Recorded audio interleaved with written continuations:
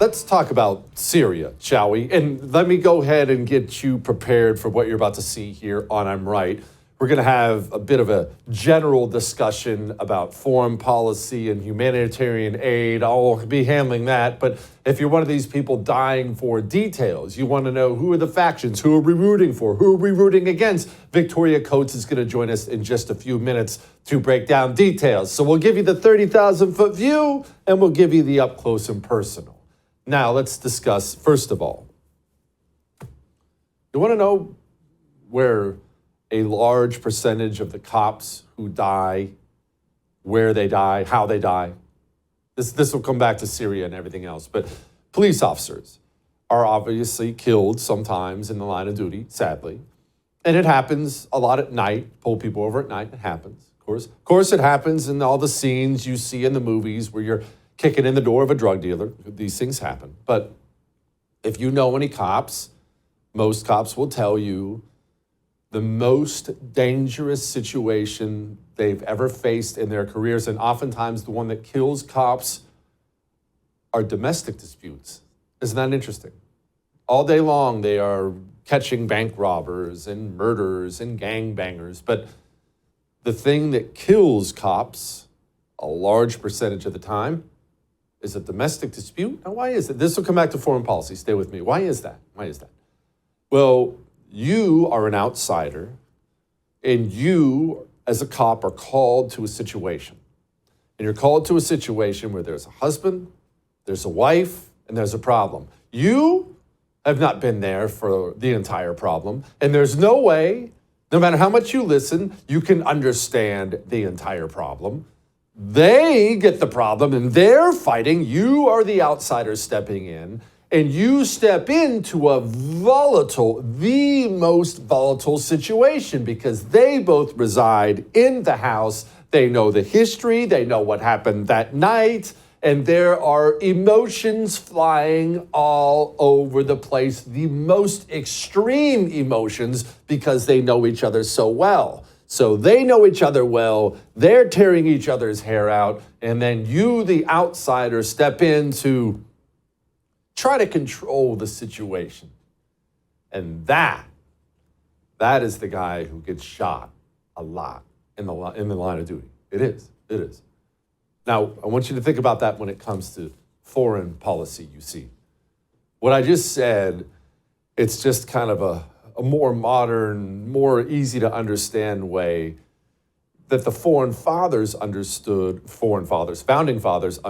foreign policy, you see. It's not that they were not interested in what happened across the globe. They knew what happened across the globe mattered then and now. Of course it mattered. It always mattered. It will always matter. It's not that they didn't care if France was squaring off with England. Of course they cared. But what they did was they studied the entire course of human history. And what they found was it's really, really for the best if you mind your own business. It's really for the best if you don't look across the pond and see some conflict and say to yourself, wow, we should get involved there. We should definitely try to control things there. That is a recipe to get you burnt. Why would you go dive into the middle of somebody else's problem? Now, what I just said makes total sense, I'm sure, to you. Most normal people, it makes total sense to. So why doesn't it make sense to our politicians, Republican and Democrat, I should know? Why? Why are they so against just minding their own business? Well, there are a few different reasons, and all of them are awful. First and foremost, they don't ever have to die, and their children never have to die. We used to have foreign policy in this country, and the politicians and generals and admirals who would carry out that foreign policy, either they themselves would be put in harm's way or had been put in harm's way, or their children would. I'm talking on the front lines. We have Teddy Roosevelt's son dying in World War II on the front lines, dying. But that doesn't happen anymore. It's your kid who has to die. It's my kid who has to die. Their kids they're off at Harvard or onto an internship with Senator Idiot's office. So that's a big reason. Another reason is it's hugely, hugely financially beneficial. If someone else has to die and no one I know has to die, and I get some extra campaign donations out of this. The defense industry will love if we get mixed up in this. Well, that's always a good thing. Maybe my brother's cousin's uncle needs a job. Hey, Boeing is hiring. Boeing, you want to hook my guy up? Don't forget, I cook things off in Syria. There's a huge vested financial interest in all this. And if we're being honest, lastly, it makes you sound tough, like a leader, and patriotic to go on adventures outside of your border. And this is not unique to our country. Everyone understood historically, politicians understood, if your approval ratings are low, raise up an army and go fight some foreigners. It makes you look patriotic. It makes you look like a leader. The people of your nation will think higher of you. Julius Caesar, when he was assassinated, was actually plotting a foreign campaign that was totally unnecessary. Why? He was getting less popular domestically. Hey, gather up an army. Let's go fight somebody. And it's really gross when you understand the motivations behind it all. And when you sit and you think that people in North Carolina, it's freezing right now, some are still without homes, living in tents, and the President of the United States of America couldn't wait to run to the microphone to announce we're going to hand out some aid to Syria. With a new constitution, a new government that serves all Syrians. And this process will be determined by the Syrian people themselves.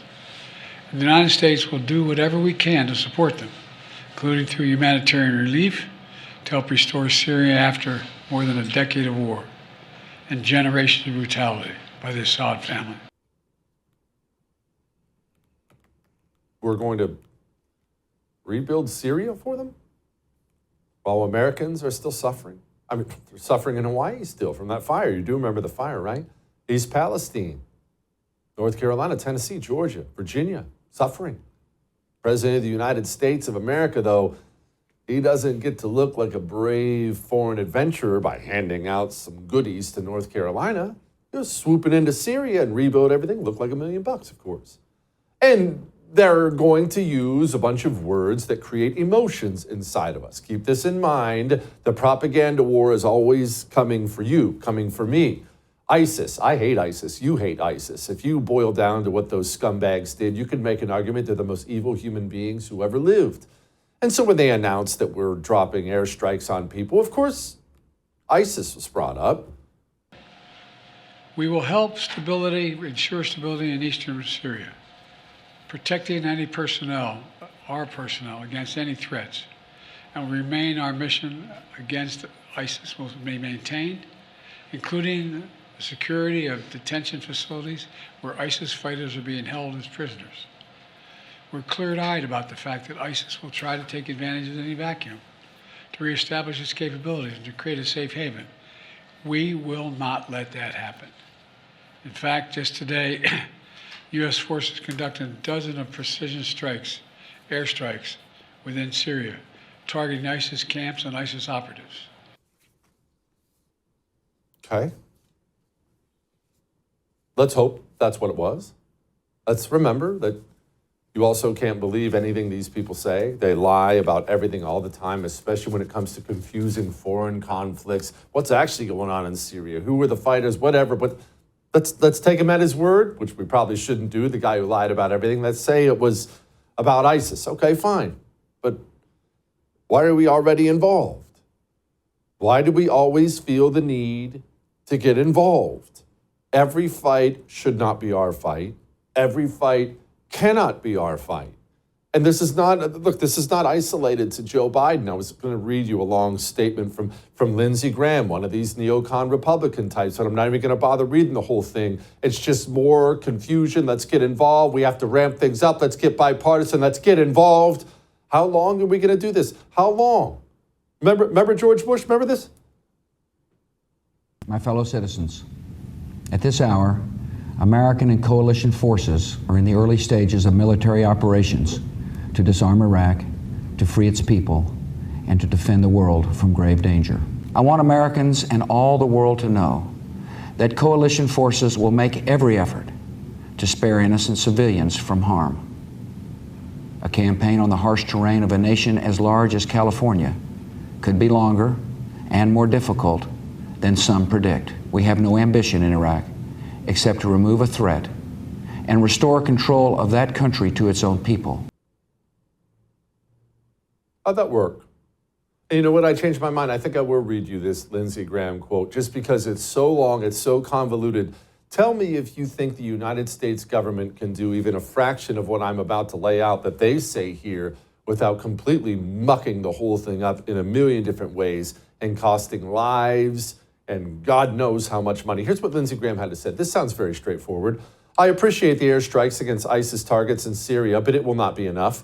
We have to ensure that roughly 50,000 ISIS prisoners in northeast Syria are being primarily held by Kurdish forces are not released. We should not allow the Kurdish forces who helped us destroy ISIS on President Trump's watch be threatened by Turkey or radical Islamists who've taken over Syria. Turkey has legitimate concerns regarding different groups that reside in northeastern Syria. But if there's a conflict between Turkey and Syrian democratic forces or Turkey attack, oh my gosh. You see what I mean? It's not simple, it's not straightforward, and we shouldn't be there. And the morons who run America's foreign policy couldn't possibly pull this off even if they wanted to. For the first time in my adult life, can we just let them have at it? This is a domestic dispute, yet another one we don't have to show up at and get involved. Oh, that may have made you uncomfortable, but I am right. I would thank you for coming to my YouTube channel, but I know how brilliant it is, and I know you love it here. So subscribe and watch. We're going to start really ramping things up and putting some funny stuff, some interesting stuff out there, some collaborations. Either way, my YouTube channel is officially the place to be. So stick around.